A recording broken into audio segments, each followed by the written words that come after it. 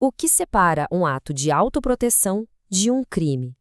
Para a gente entender isso, vamos mergulhar num conceito-chave do direito penal, a legítima defesa.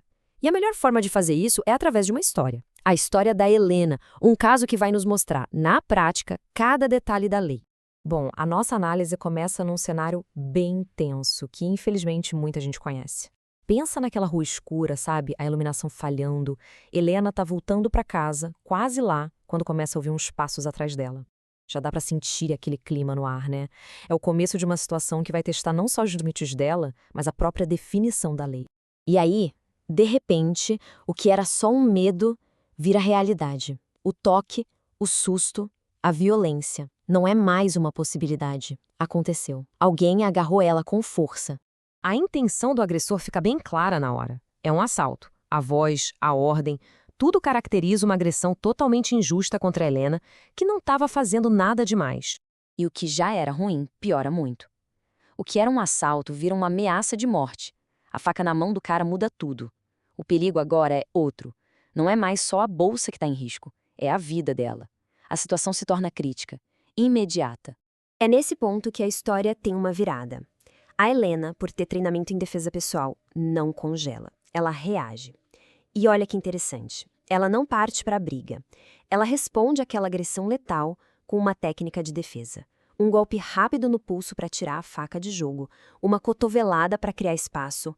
E esse, pessoal, é talvez o ponto mais importante de toda a história. O agressor está no chão, a ameaça imediata passou. E o que a Helena faz? Ela para. Ela não continua batendo. Ela não busca vingança. O objetivo era sobreviver. Objetivo cumprido, ela se afasta e chama a polícia. Essa é a pergunta de $1 milhão, né? A ação dela, mesmo sendo violenta, não é vista como um crime. Para entender o porquê, a gente precisa agora entrar um pouquinho no jargão da lei e ver como cada pedaço dessa história se encaixa direitinho no que a gente chama de legítima defesa. Bom, aqui está a definição que está lá no Código Penal. Parece uma frase só, mas cada palavrinha aqui tem um peso enorme.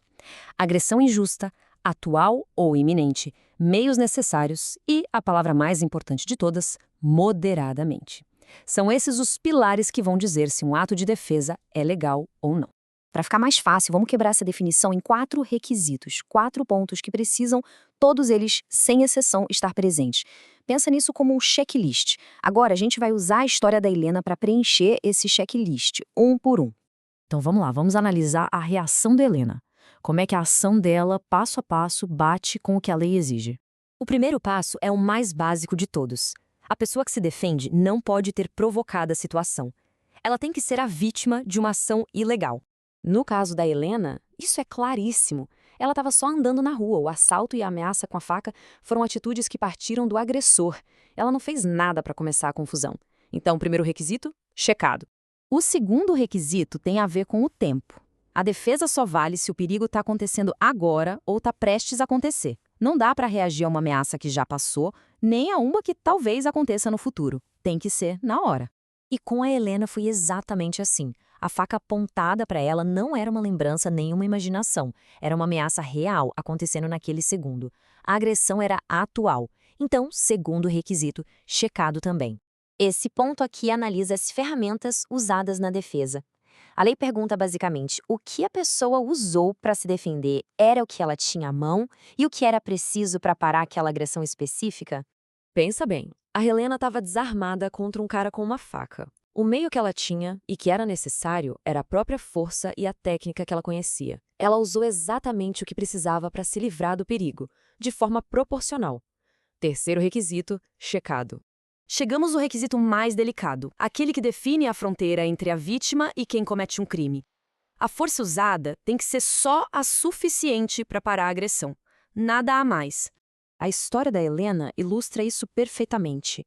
Na hora em que a faca caiu e o agressor foi para o chão, o perigo imediato acabou. E a reação da Helena parou junto com o perigo. Ela usou a força para criar uma chance de fugir, não para punir o cara.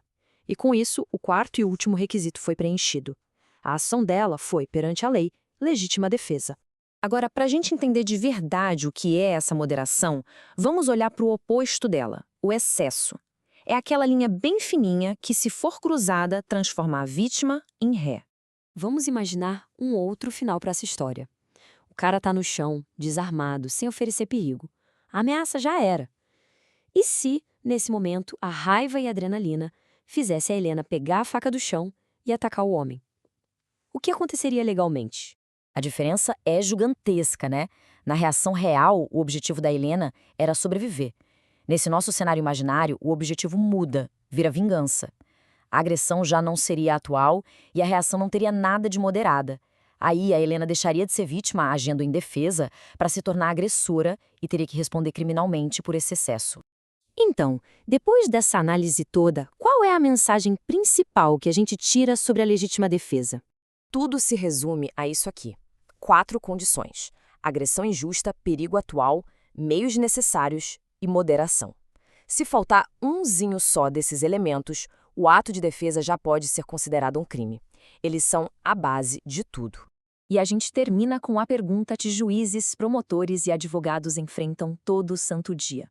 A história da Helena nos dá uma resposta bem clara, mas na vida real, essa linha pode ser muito mais difícil de enxergar. Entender esses 4 requisitos não é só um exercício de estudo, é entender a dança complexa entre o direito de se proteger e os limites da força.